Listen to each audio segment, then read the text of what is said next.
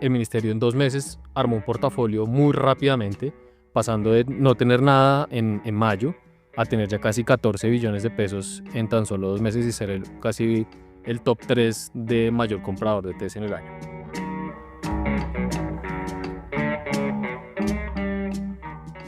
Casi todo se está basando en esto, en comprar títulos que están por debajo del par, es decir, que están al descuento al 70%, y en emitir deuda que está al 100%. Entonces, por ese efecto, se genera, digamos, un 30% menos de la deuda simplemente por hacer ese intercambio.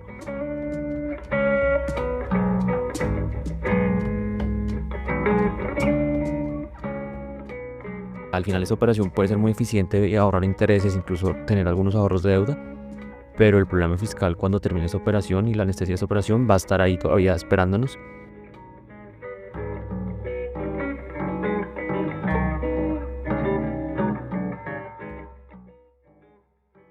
Hola a todos, Julio Romero, economista jefe de investigaciones económicas de Corfi Colombiana. Un gusto saludarlos nuevamente en un capítulo de nuestro podcast Hablemos de Economía. Hoy con Julián Valenzuela, vicepresidente de Tesorería de Corfi, y Felipe Spitia, analista senior de renta fija de nuestro equipo en investigaciones económicas. Un gusto saludarlos, Julián y Felipe. Gracias, Julio. Buenas tardes, Felipe. ¿Cómo están? Julián, Julio, bueno, pues muchas gracias por este espacio. Bueno, y tengo estos invitados porque vamos a hablar hoy de un tema que nos vienen preguntando mucho desde hace ya varias semanas, y es la operación de manejo de deuda del Ministerio de Hacienda. Una operación que se anunció a mediados de junio, cuando el Ministerio de Hacienda lanzó el marco fiscal de mediano plazo.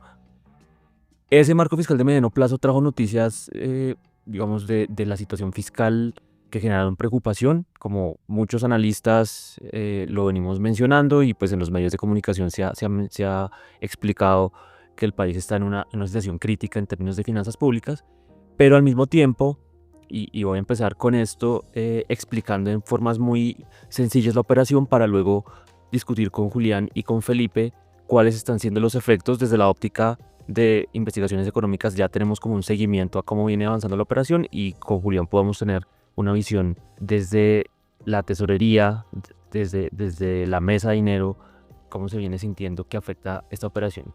Lo primero que estábamos discutiendo off the record ahorita con Julián y Felipe es que es una operación compleja. Llevamos 2 meses, más de 2 meses nosotros analizándola, hablando. Tuvimos la oportunidad de hablar con Javier Cuellar hace unas semanas para entenderla, y la verdad es que todavía hay algunos detalles que no podemos tener certeza de cómo son.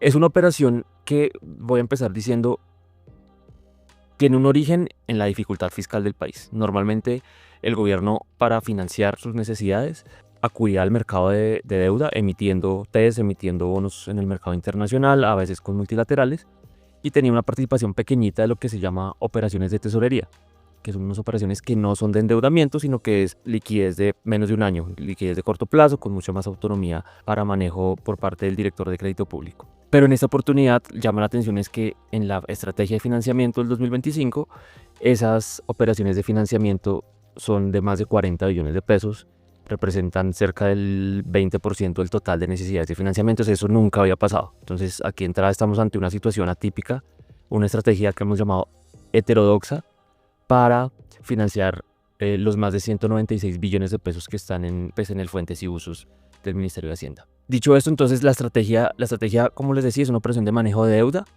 en la que el gobierno en la primera etapa empezó desde junio y hasta lo que ha corrido de agosto, comprando títulos en el mercado secundario, títulos que están a descuento. Estoy hablando de TES, estoy hablando de bonos globales o yanquis, como se conocen. Ahorita Felipe nos puede dar más detalle de esa primera etapa, qué tanto ha avanzado.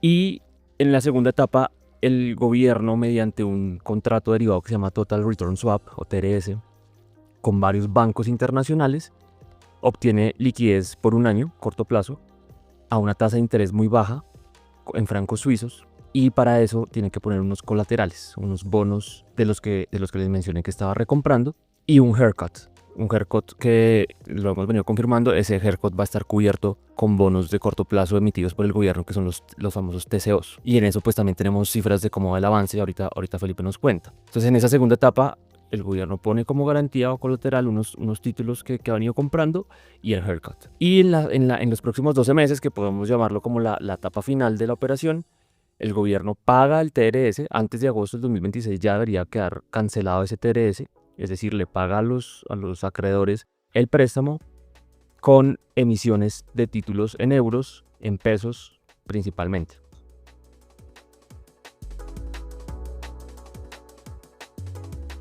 Aquí queremos hacer un paréntesis. El podcast que estamos escuchando fue grabado el 27 de agosto, justo antes de un anuncio relacionado con esta operación en el que 6 bancos internacionales anunciaron una oferta para comprar bonos de deuda colombianos globales, yanquis.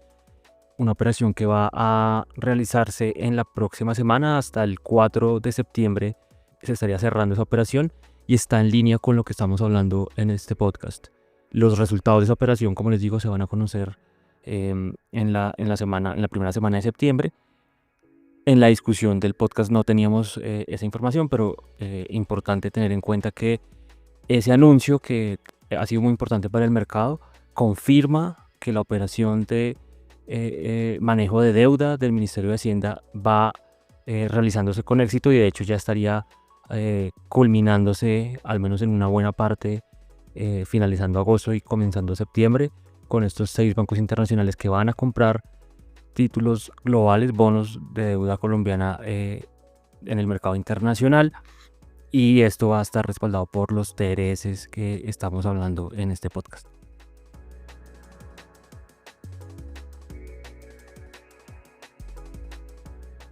Ya voy a darle entonces la palabra a Felipe, diciendo que de cuánto es el tamaño de este préstamo. $10.000 millones es el monto que nos dejó desde un comienzo establecido el director de crédito público. $10.000 millones son más o menos 40 billones de pesos. Es una operación de un tamaño bastante importante.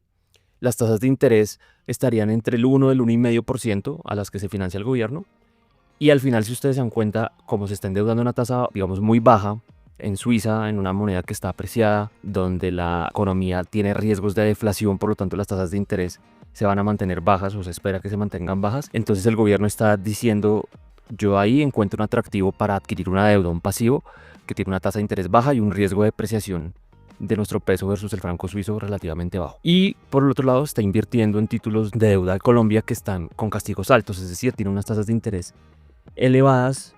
Y eso es lo que normalmente se conoce como una operación de carry trade, en donde yo me endeudo a tasas bajas para invertir a tasas altas. Aquí entonces empiezo con una pregunta, Julián: ¿qué tan común, digamos, es ver esta operación a cargo del país? Porque normalmente uno ve que esas estrategias de carry trade, uno las ve en hedge funds, en fondos de cobertura que tienen una apuesta un poco más especulativa, bajo unas políticas de riesgo. Pero tú, que tienes una experiencia importante en el mercado, ¿habías visto esto en cabeza de una dirección de crédito público, de un ministerio de Hacienda? No, o sea, directamente una tesorería de un país, entrar directamente a hacer un negocio que se beneficie del carry trade o de un margen como tal, pues nunca, no, yo no tengo presente qué tanto hayan hecho. Se han buscado, digamos, las bases del carry trade es ir a financiarse de países donde se pueda endeudar a tasas bajas contra tener inversión hacia eso. O sea, hay países que usan eso, emiten en deuda donde sea más barata para tener ese beneficio, pero directamente hacerlo no es tan común. Es algo atípico. Nosotros estábamos viendo, ha sido en medios especializados, noticia que parece ser una tendencia. Varios países emergentes, dentro de los cuales está Panamá, Angola, ahora Colombia, que tienen en común que tienen una situación fiscal apremiante, están recurriendo a esas estrategias de liquidez de corto plazo para gestionar sus temas de endeudamiento, sus necesidades crecientes de financiación. Ahora quiero preguntarle a Felipe, bueno, esta operación, hay algunos que están diciendo que ha tenido como mucha difusión en medios. El director de crédito público ha generado mucha expectativa en torno a la operación desde hace más de 2 meses. con anuncios recurrentes que en algún momento han generado confusión. Nosotros explicamos la operación en un informe reciente, pero todavía hay incluso algunos dudan que de pronto la operación termine haciéndose. Nosotros, con la evidencia que estos ya son datos, el gobierno sí está avanzando en la operación según las etapas que expliqué yo hace un momento. Pues lo que nosotros hemos podido saber con esta información pública y desde nuestra postura en Corfi es que pues luce digamos, el escenario base es que la Dirección de Crédito Público siga adelante con la operación, y esto, digamos, cómo lo hemos podido ir determinando con esa información pública. Uno, Julio nos contaba que parte de la operación es el ministerio iba a tomar un rol mucho más fundamental dentro de los mercados, a ser un player que usualmente año a año lo que ellos llegaban a hacer a través de deuda era las famosas operaciones de manejo de deuda. Comprar parte corta y entregar parte larga, y ese era el trabajo que realizaba el Ministerio de Hacienda. Sin embargo, lo que hemos visto en los últimos 2 balances de tenedores de TES es una demanda bastante importante, una compra bastante importante de parte del Ministerio. En junio comprando casi 4 billones de pesos, en julio casi 11, y eso significa que el Ministerio en 2 meses armó un portafolio muy rápidamente, pasando de no tener nada en mayo a tener ya casi 14 billones de pesos en tan solo 2 meses y ser casi el top 3 de mayor comprador de TES en el año. Y parece que en agosto también habría estado pues influyendo dentro de los precios de los mercados y adicionalmente pues comprando más TES a lo largo del año. También esto, pues digamos, otra gran pregunta es de dónde vienen los recursos, ¿no? Y esos recursos, una forma como lo podemos dar como un seguimiento de ellos que han utilizado, y también aquí tratando de parafrasear al director de crédito público, ellos iban a utilizar caja. Y una manera de traquear esa caja del gobierno es mirando el saldo del depósito del Tesoro Nacional, que es una cuenta que tiene el Ministerio de Hacienda en el Banco de la República. Y, por ejemplo, al 8 de agosto vimos que esa cuenta estaba en 1.9 billones de pesos, el punto más bajo desde febrero del 2010. Y al corte del 15 de agosto alcanzó a subir un poco, 4.4 billones de pesos, y esto era parte del objetivo del director de crédito público, diciendo: yo voy a utilizar caja, voy a comprar con esto TES u otros mecanismos para seguir componiendo mi portafolio, el haircut de la operación, y solamente hasta de pronto finalizado este tercer trimestre del año o empezando el cuarto trimestre, iba a empezar a componer una caja para alcanzar los 20 billones de pesos. Entonces, sin lugar a dudas, desde el lado como local, ya hay unas señales bien importantes de que el ministerio ha estado pues activo, y adicionalmente pues por el lado internacional, a principios de agosto pues el ministerio recompró títulos que estaban al descuento de la parte muy larga por cerca de 3.000 millones de dólares. Entonces uno piensa ahí que ya hay unas señales de que el ministerio va andando con su operación. Ok, entonces como la operación es compleja, voy a hacer como un wrap de hasta dónde vamos. La primera etapa, que era el ministerio comprando títulos tanto en pesos o en el mercado local como en los mercados internacionales, bonos globales, eso ya lo viene haciendo. Estamos hablando de montos que son históricamente altos, una intervención muy importante del Ministerio de Hacienda en el mercado de deuda pública y también usando recursos de la caja. Entonces, para que los oyentes se tengan claro, el Ministerio de Hacienda tiene en el Banco de la República pues una cuenta en la que maneja su liquidez, su caja, como decía Felipe, y esa caja está en los niveles más bajos de los últimos 15 años. Así es. Muy en línea con la estrategia de usar esa caja para comprar títulos de deuda. Entonces, esa primera etapa creo que va avanzando en línea con lo que les hemos explicado. Ahora quiero preguntarle a Julián, ¿cómo se ha sentido esa intervención tan activa del Ministerio de Hacienda en el mercado? Ustedes que están todos los días viendo pues las operaciones en pantalla, tomando posición, siguiendo la propia estrategia de trading, ¿eso qué ha implicado para la tesorería? Bueno, en términos de mercado, nosotros también hemos evidenciado algunas cosas que son, pues, que es una situación diferente a la que vivimos en los mercados. Volúmenes de negociación más altos tanto en dólar como en TES en algunas ocasiones, eso lo hemos visto. Obviamente las consecuencias que hemos visto en el mercado también son evidentes, que son las consecuencias que nosotros esperaríamos, es decir, una curva de largo plazo a la baja, una curva tendiendo a aplanar sobre todo entre el mediano y el largo plazo, un dólar a la baja. Eso lo hemos evidenciado también en el mes pasado unos registros de dólares bastante grandes que nunca habíamos visto en el mercado, registros de a 500 millones de dólares por registro, registrados por la tarde en el mercado Next Day, que son registros de más de 2.000 millones, 2.700 millones de dólares que creo que alcanzaron en total. Entonces son registros que son importantes, que claramente son mucho mayor a lo que usualmente se negocia en los mercados tanto de dólar como en los mercados de test, y las consecuencias que están en el mercado, que son las dos cosas que yo diría. Entonces, en resumen, uno podría decir, el gobierno con esta operación aumentó la demanda de test y eso digamos que está favoreciendo la valorización de los títulos. No solamente la aumentó, sino que creo que cuando después de que salió, porque la operación más o menos salió como, o se supo, entre 1 y 2 semanas después del marco fiscal.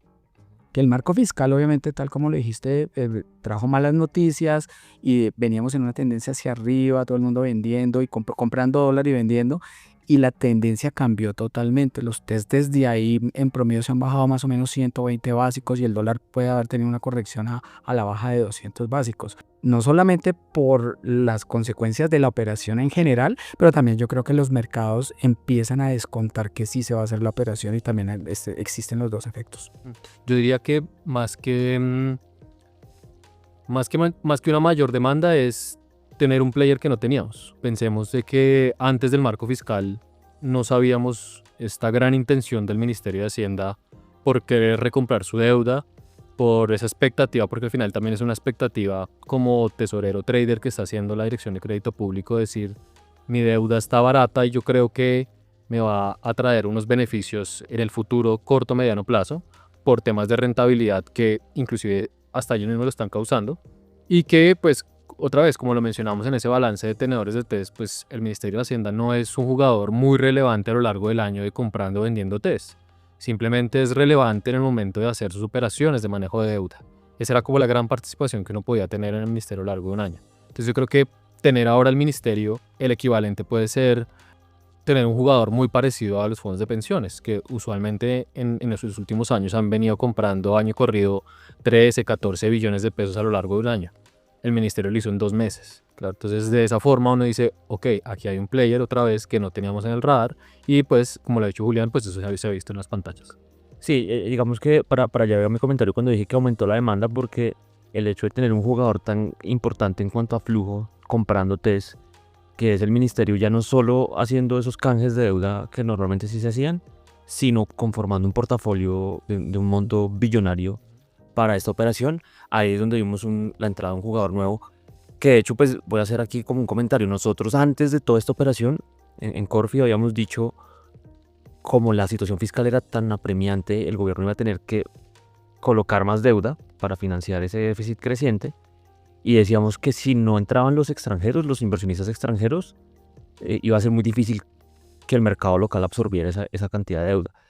Al final lo que pasó fue que buena parte de esa mayor oferta terminó generándola el mismo gobierno, gracias a esta operación que, pues hay que decirlo, tiene un componente muy interesante, creativo, financieramente, pero pues otros riesgos que ya ahorita vamos a discutir. Entonces, lo que les digo, una operación que refuerza la compra de test, y se ha reflejado en una valorización de la deuda pública que contrasta con las malas noticias fiscales. Eso, como para decirlo, Julián lo dijo clarísimo, cambió la tendencia del mercado a pesar de las malas noticias fiscales.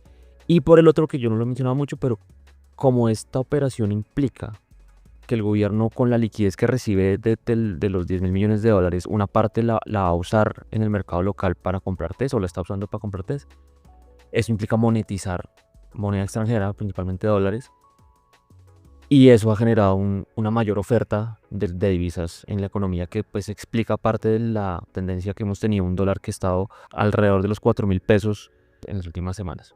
Bueno, quiero ahora preguntarle otra vez a Julián, esto otra vez desde el punto de vista de ustedes, ¿creen que hay un efecto de distorsión de precios? ¿Creen que la formación de precios en el mercado de deuda pública, sobre todo, está respondiendo a los fundamentales macroeconómicos del país? No, total. A ver, cualquier operación que al mercado la afecta en los precios, y una operación de estas magnitudes totalmente afecta a los precios.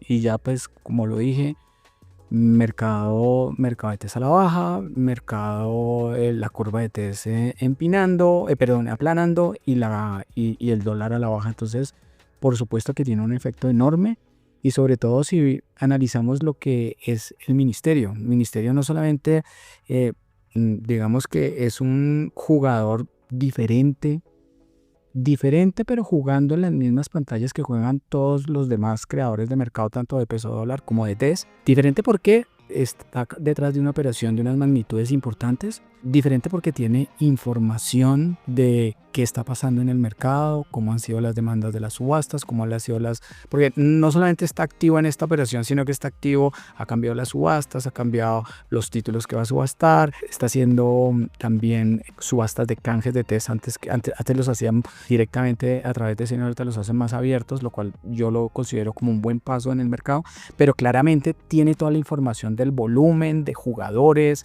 Adicionalmente hay algo fuera de tener la información, y es que desde el punto de vista regulatorio es muy diferente estar sentado como un operador desde el ministerio a estar operado, que tiene varias tesorerías además para poder hacer varias cosas, a lo que nos toca a los bancos con límites regulatorios, súper y todas estas cosas. Entonces, claramente yo creo que ahí hay una afectación de precios. Es claro que lo hemos visto, es claro que encontramos en las volatilidades cuando el ministerio entra, cuando sale, cuando espera, cuando se quita del bid de las tenencias. Entonces sí es claro que hay una afectación en precios. Ahora quiero discutir un poco, yo creo que no hay una respuesta correcta, hay mucha incertidumbre, pero entonces es para dónde vamos, porque si hay un efecto sobre los precios por una operación tan importante con un jugador nuevo como el Ministerio de Hacienda en el mercado. Esto, como yo lo empecé diciendo, esto es una operación que tiene un plazo corto, ¿no? Un año. En agosto del 2026 ha sido clarísimo el director de Crédito Público, Javier Cuellar, diciendo que en agosto ya debería quedar extinguida la operación con el crédito de estos bancos. Entonces la pregunta que muchos nos hacen y nosotros estamos intentando entender es si después puede haber una corrección al alza en las tasas de los TES, si esta operación pues termina en algún momento, o por el contrario se va a unir con todo el tema preelectoral en Colombia, que pues como todos sabemos, en 2026 tenemos elecciones, en mayo la primera vuelta presidencial, en marzo es la de Congreso, y ya los mercados empiezan a anticiparse a lo que puede ser un giro político en Colombia, como está sucediendo en otros países del mundo y de la región. Entonces, eso es como una pregunta. ¿Ustedes creen que los mercados, los precios de los TES o las tasas de los TES y el dólar eventualmente pueden corregir o se va a terminar uniendo con todo el ambiente preelectoral? Como les digo, no hay una respuesta correcta, pero que sí creo que es muy interesante que elaboremos sobre ella. Bueno, yo creo que, pues sí, definitivamente tener la bola de cristal no la tenemos. Pero sin lugar a dudas, son dos eventos de una relevancia bastante importante. Uno, pues como ya le dijimos, por el monto que implica esta operación, o sea, 10.000 millones de dólares. Y adicionalmente, digamos, todo lo que pende detrás de todo el entorno político, ¿no? Nosotros que hemos ido explorando en nuestros últimos informes y que podemos sacar ciertas lecciones de nuestros países vecinos, y es ante un posible giro otra vez hacia el centro derecha en el país, es posible que haya un rally en los activos del país. Por ahora parece que es un poco más claro en acciones. En deuda, sin lugar a dudas, ante esta anestesia fiscal, como la ha llamado Julio, que ha traído esta operación, pues puede que en el muy muy corto plazo, en un mes, 2 meses, sí podamos ver rebotes en las tasas de los TES. Pero sin lugar a dudas, sí hay una configuración que podríamos llamarla aquí una configuración de los astros, donde hay un gobierno pro mercado, un congreso pro mercado, donde posiblemente se hagan las reformas impopulares pero necesarias que se requieren. Si eso viene acompañado de esa forma, tal y como sucedió en Brasil en 2016, es probable que podamos ver un rally en la deuda, y estas dos grandes configuraciones pues nos lleven a ese momento de. Sin embargo, creo que hace falta mucho tiempo. te hacen falta muchas piezas en ese rompecabezas o en esas piezas del ajedrez a saber mover estratégicamente, para uno poder tener como esa plena certeza. Obviamente hoy no la vamos a tener, de pronto mañana tampoco, para poder ver ese movimiento en los activos colombianos. Yo estoy de acuerdo, Felipe. Yo lo que veo es que la operación, si sale tal cual como dijiste, sería el election trade que todos estamos, que todos queremos jugar y que a todos nos gustaría llevar a cabo. Es muy temprano para decir si le va a salir bien o no le va a salir bien. Desde mi punto de vista, desde el punto de vista financiero, tal cual como lo dijo Julio, creo que es una operación que tiene muy buenos argumentos. Tiene muy buenos argumentos que le podrían salir muy bien en muchas cosas. Lo que uno no ve es el complemento a la final sobre el manejo fiscal. Y me voy a referir a lo que hace el carry trade y a lo que está buscando. Vamos a referir a algo que es la deuda sobre PIB. Porque básicamente casi todo se está basando en esto, en comprar títulos que están por debajo del par, es decir, que están al descuento al 70%, y en emitir deuda que está al 100%. Entonces, por ese efecto, se genera, digamos, un 30% menos de la deuda simplemente por hacer ese intercambio. Y yo les voy a hacer una pregunta para que no me la respondan ahora, pero solamente para que la piensen. Y es, ¿la calificación está mejorando la calificación crediticia por hacer eso? Porque realmente a lo que estamos es que el ministerio está actuando ante la deuda sobre PIB de una manera contable como la saca. Pero realmente desde el punto financiero, lo que está es pasando de un cupón al otro, pero en términos de deuda de lo que se debe de intereses y capital, es lo mismo. Desde mi punto de vista, no, ni está mejorando ni está empeorando la parte de calificación crediticia como tal. Entonces, como no veo un acompañamiento desde el punto de vista, por ejemplo, de querer hacer las cosas como, por ejemplo, lo podrían estar haciendo en este momento para el presupuesto del próximo año, bajando también el gasto y acompañando con unas buenas, digamos, prácticas de aquí a allá, sigue siendo de todas maneras, digamos, algo de especulación con muchos argumentos y buenas, de aquí a que realmente llegue alguien que vaya a hacer ese cambio. Y otra cosa que habría que mencionar es el cambio, qué tan grande puede hacer. Bueno, yo aquí me la dejas rebotando para decir lo que nosotros como Corfi hemos dicho de fondo.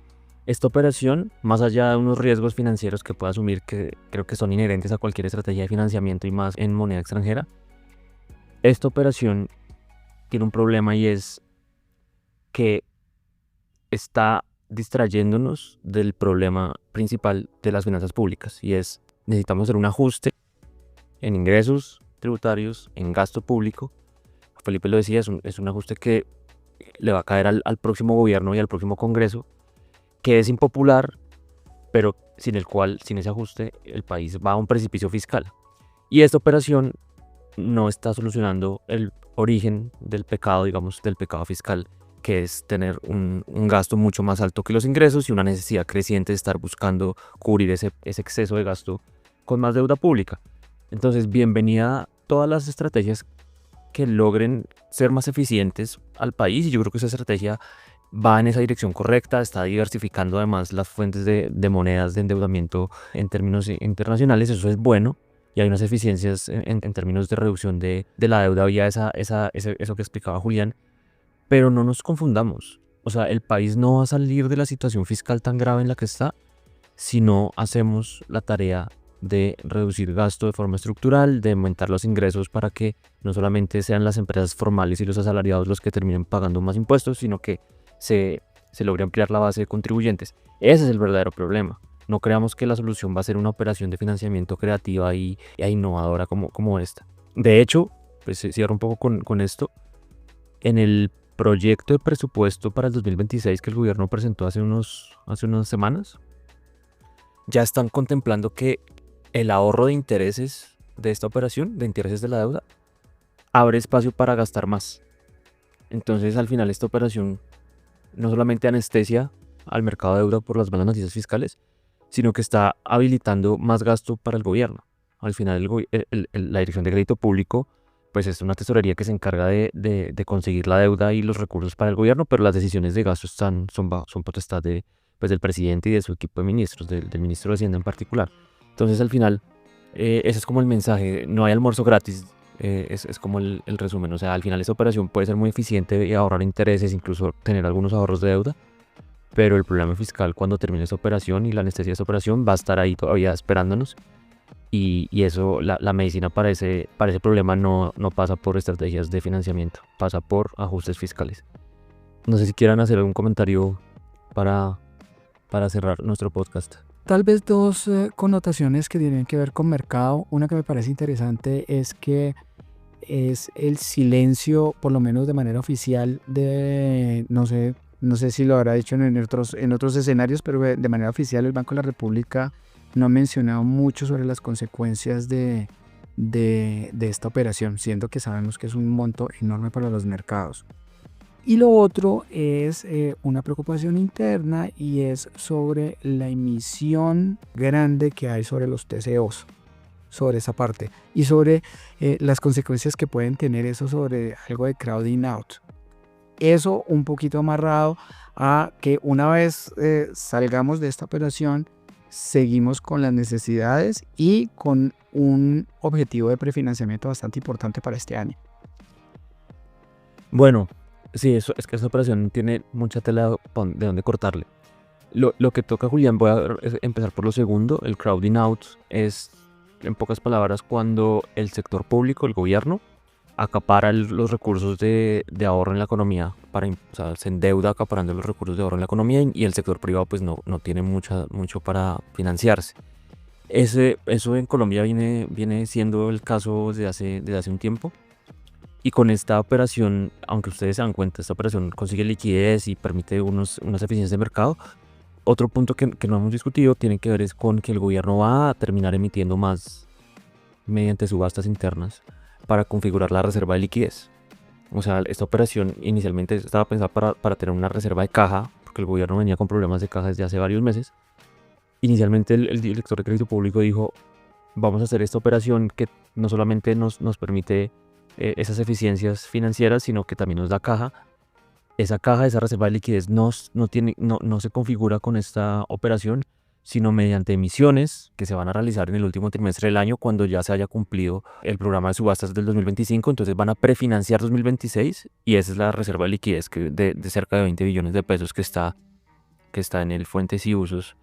Entonces, efectivamente, al final el gobierno está teniendo que absorber más recursos de la economía y está desplazando al sector privado. Eso está limitando las opciones de financiación de las empresas, en pocas palabras.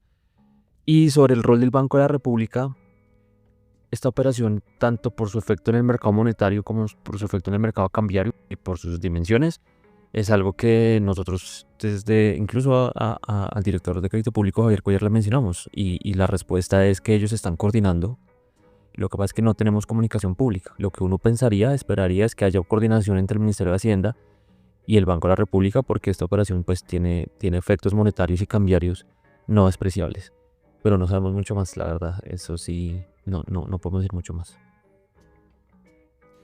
Entonces, creo que ya con eso podemos ir cerrando. Les agradecemos su atención. Esperamos que haya sido muy útil este análisis de la operación de manejo de deuda que está en curso. Seguiremos analizando los avances, el progreso de esta operación. Esperamos que finalmente pues sea una operación exitosa. Si le va bien a la operación, pues le va bien al país. Entonces nosotros aquí desde Corfi siempre estaremos pues del lado de que las cosas salgan bien para el país, pero pues también tenemos que advertir los riesgos que implica esta operación y todo el panorama fiscal tan complejo que tenemos. Los esperamos en un próximo episodio y los invitamos a seguirnos en nuestras redes sociales, @corficolombiana, y en nuestra página web www.investigaciones.corfi.co.